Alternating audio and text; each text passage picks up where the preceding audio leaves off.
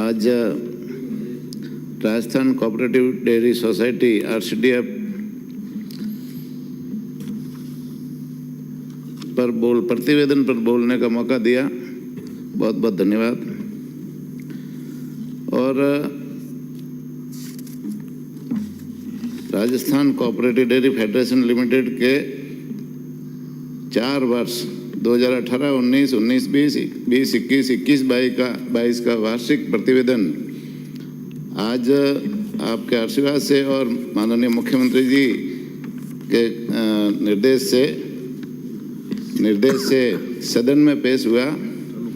निश्चित रूप से मैं धन्यवाद देना चाहूँगा। ये पिछले लंबे समय से 2018 से कई सदस्यों ने मांग उठाई कि लंबे समय से ये प्रतिवेदन सदन में पेश नहीं हुआ।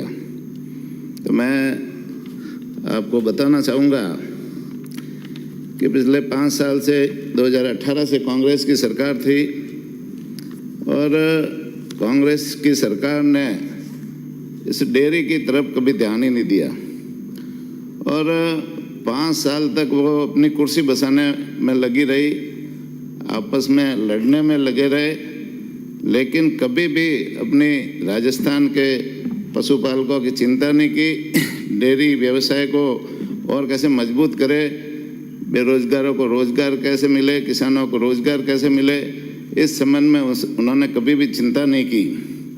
और उनकी उदासीनता के कारण से ये प्रतिवेदन भी पेश नहीं हुआ। तो निश्चित रूप से आपने ये पेश किया, इसलिए मैं धन्यवाद देना चाहूँगा।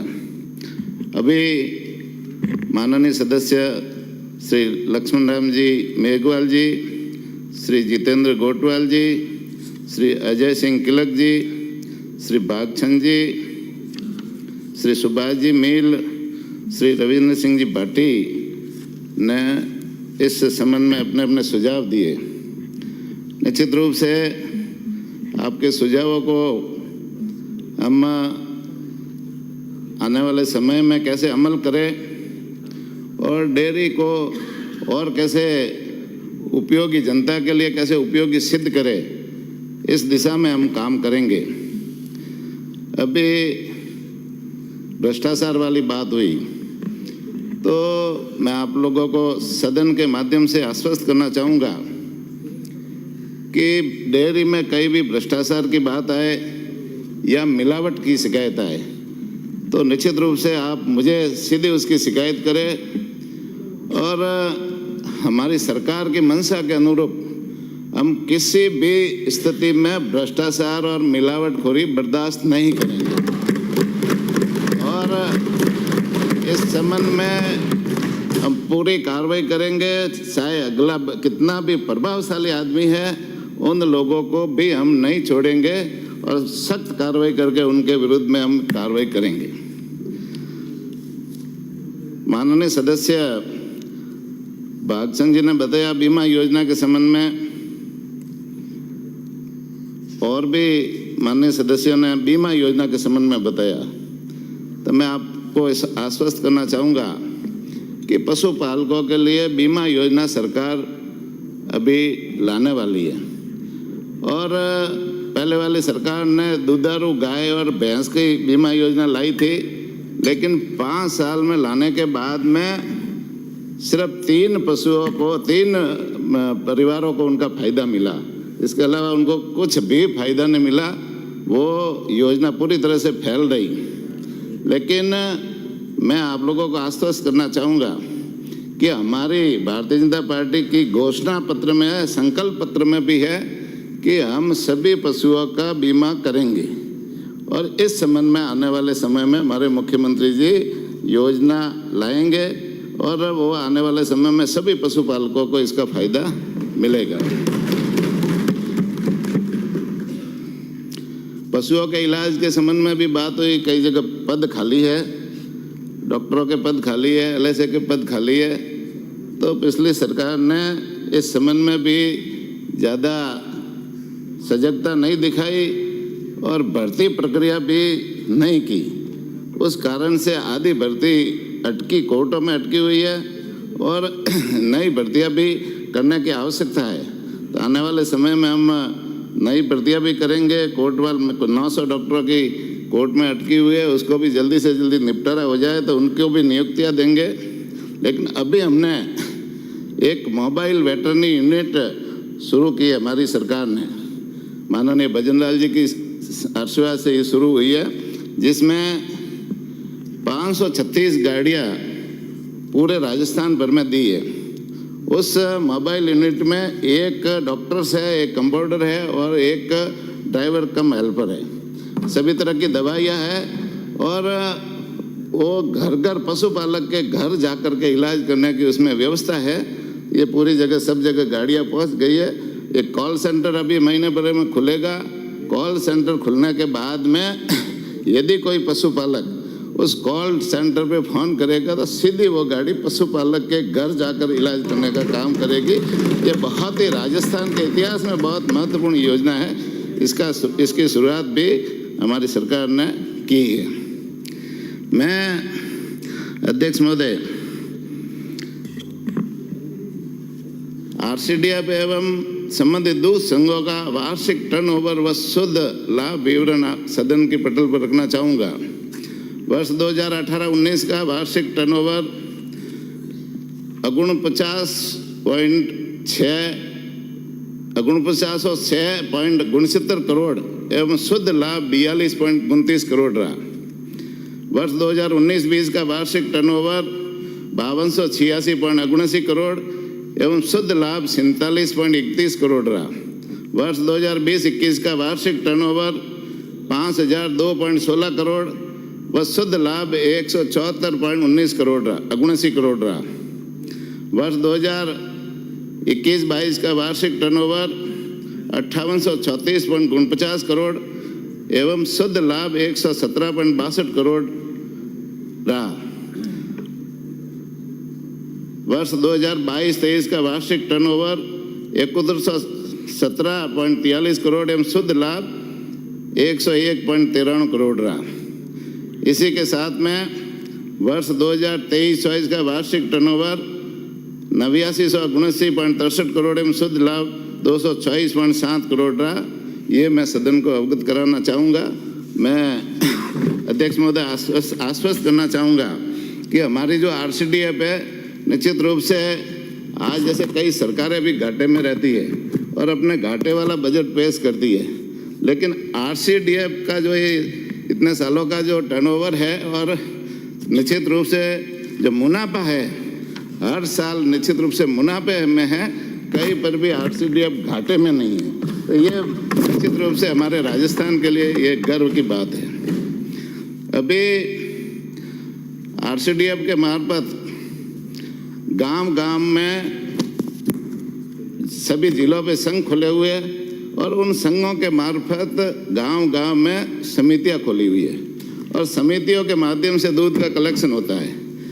निश्चित रूप से RCDF जो एक सहकारी संस्था है, आर्थिक रूप से कमजोर लोगों को संयुक्त रूप से कार्य करने की प्रेरणा देता है। दूध समितियां, दूध संघों और RCDF ने राजस्थान भर में सहकारिता की मुहिम से बेरोजगारी को दूर करने, महिला सशक्तिकरण में योगदान देने, किसानों व पशुपालकों को आर्थिक रूप से मजबूत करने में अपनी महत्वपूर्ण भूमिका निभाई है।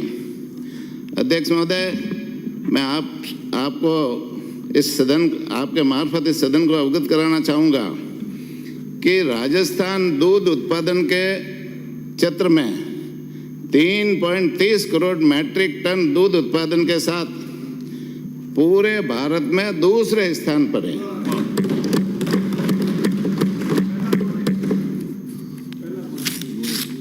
पहला लोन। साथ ही साथ अध्यक्ष महोदय, मैं सदन को अवगत कराना चाहूँगा कि राजस्थान में RCDF के अंतर्गत कुल 24 डेयरी संघ हैं और उनमें 18,811 समितियां बनी हुई है। इन समितियों के माध्यम से दूध का संकलन होता है, जिसमें प्रति वर्ष अनुमानित 12.28 लाख मैट्रिक टन दूध का संकलन होता है। और ये राजस्थान है ना, इस डेयरी के मार्फत में जो दूध संकलन करने में गुजरात और कर्नाटक के बाद में तीसरे स्थान पर है। तो निश्चित रूप से दूध का जो है, डेयरी का जो कार्यक्रम है और इनका जो कार्यकाल है, निश्चित रूप से राजस्थान के लिए और पशुपालकों और किसानों के लिए भी गर्व की बात है। डेयरी के माध्यम से गांव-गांव जो समितियां बनी हुई है, उन समितियों में महिलाओं को सशक्तिकरण के लिए प्राथमिकता महिलाओं को दी जाती है। और आजकल जयपुर डेयरी ने ऐसा निर्णय लिया कि यहाँ पर जितनी भी समितियां बनेगी उसमें अध्यक्ष महिला ही बनेगी। तो महिला सशक्तिकरण के दिशा में अभी हमारे जो प्रधानमंत्री जी, हमारे मुख्यमंत्री जी चाहते हैं कि महिलाओं को मजबूती मिले, महिलाओं को सशक्तिकरण हो। तो इस दिशा में भी हमारी डेयरी समितियां महत्वपूर्ण काम कर रही है। माननीय मुख्यमंत्री जी के नेतृत्व में अभी जो हमारी सरकार बनी, सरकार बनने के बाद में हमने 243 नई समितियों का गठन किया और 13,926 नए सदस्य जोड़े। इससे महिला और युवा में रोजगार भी बढ़ा है। और आने वाले समय में हम चाहते हैं कि गांव-गांव तक डेयरी का व्यवसाय फैले, कोई गांव ऐसा वंचित नहीं रहो जिसमें डेयरी नहीं हो। तो इस दिशा में चरस डेयरी आरसीडीएफ निश्चित रूप से काम करेगी, जिससे किसानों और बेरोजगारों युवाओं को रोजगार मिल सके। हमारा लक्ष्य भविष्य में दूध संकलन कैसे बढ़े, इस हेतु नई समिति गठित कर किसान, पशुपालक, महिला एवं युवा बेरोजगारी को डेयरी व्यवसाय के माध्यम से रोजगार के अवसर देने की दिशा में हम कदम उठाएंगे। माननीय प्रधानमंत्री जी एवं मुख्यमंत्री जी की मंशा किसानों, पशुपालकों को आर्थिक रूप से समृद्ध करने के लिए मुख्यमंत्री दूध संबल योजना के तहत खरीद मूल्य के अतिरिक्त 5 रुपये का अनुदान राशि के रूप में राज्य सरकार द्वारा दिया जाता है।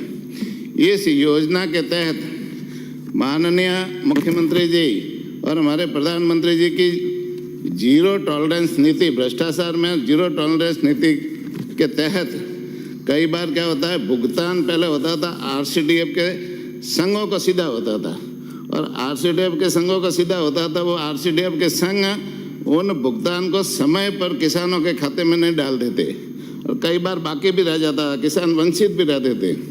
तो हमारे आरसीडीएफ ने निर्णय लिया कि किसानों के खाते में सीधा यहाँ से आरसीडीएफ से किसानों के खाते में सीधा डालने का काम किया। तो 5 रुपये का भुगतान है अब वर्तमान में सीधा किसानों के खाते में जा रहा है। 1 रुपये का भी भ्रष्टाचार बीच में नहीं हो रहा है। तो निश्चित रूप से अभी ये 2023-24 में 525 करोड़ रुपए का भुगतान हमने किसानों के खाते में सीधा डालने का किया है। दूध संघों द्वारा संकलित दूध से दूध पाउडर, घी, विभिन्न तरह की आइसक्रीम, छाछ, पनीर, दही, श्रीखंड, फ्लेवर मिल्क बनाकर चरस डेयरी बूथ, चरस पार्लर सहित विभिन्न व्यापारिक संस्थाओं के माध्यम से विक्रय कर आम जन को शुद्ध दूध से बने उत्पाद उपलब्ध कराने का काम राज्य की चरस डेयरियां कर रही है। इससे कई बेरोजगारों को रोजगार भी मिल रहा है। मेरा एक सुझाव था, आप नई शुरुआत करते हैं, अनेक की है, धन्यवाद है। आपने लंच ब्रेक किया तो सरस डेयरी की ओर से वो आइसक्रीम वगैरह लंच में आ जावे फ्री, तो सब काम ठीक हो जाएगा। विचार करेंगे, आपके सुझावों पर अमल करेंगे। नहीं, विचार नहीं करेंगे, जब भी मौका अवसर आएगा तब अमल करेंगे। हो गया मंत्री जी, मौके पर अमल करेंगे। माननीय अध्यक्ष महोदय, थोड़ी छोटी सी है। साथ ही मुख्यमंत्री बाल गोपाल योजना में प्राथमिक एवं उच्च प्राथमिक विद्यालयों में दूध पाउडर विद्यार्थियों के स्वास्थ्य वर्धन हेतु आपूर्ति की जा रही है। इसके तहत वित्तीय वर्ष 2023-24 में 12,500 मैट्रिक टन दूध पाउडर, 6,327 प्राथमिक एवं उच्च प्राथमिक विद्यालयों में सप्लाई करने का काम भी हमारी डेयरी ने किया है। आरसीडीएफ व इससे संबंध जिलों दूध संघों द्वारा सामाजिक दायित्वों का निर्वहन करते हुए बीमा योजना भी चला रही है और बीमा योजना का फायदा सीधा किसानों को, महिलाओं को, बेरोजगारों को मिल रहा है। तो निश्चित रूप से ये बीमा योजना के सुझाव भी कई माननीय सदस्यों ने दिए। इसका दायरा कैसे बढ़े, ये बढ़ाने के हम पूरे प्रयास करेंगे और इसकी जो भुगतान की राशि कम है 5 लाख से यदि ज़्यादा है तो उसमें भी एनालिसिस करा करके ज़्यादा से ज़्यादा इस राशि को बढ़ाने के लिए हम प्रयास करेंगे। चारे वाला मामला है तो चारे के लिए भी उन्नत चारा बीज उपलब्ध डेयरी द्वारा करवाया जाता है, जिसमें मुख्यतः ज्वार, बाजरा, मक्का, रिजका, बरसीम इत्यादि सारा फसलों का प्रमाणित बीज वितरित किया जाता है। वर्ष 2023-24 में माह दिसंबर 2023 से 24 तक 9,700 क्विंटल चारा बीज का वितरण हमारी तरफ से किया गया। निश्चित रूप से इसका फायदा भी मिलने वाला है। आरसीडीएफ द्वारा राज्य भर में 7 कैटल फीड प्लांट संचालित किए जा रहे हैं, जिसमें उच्च क्वालिटी का पशुआहार निर्मित कर किसानों और पशुपालकों को सस्ती दर पर ये पशुआहार उपलब्ध कराने का काम भी हमारी डेयरी कर रही है।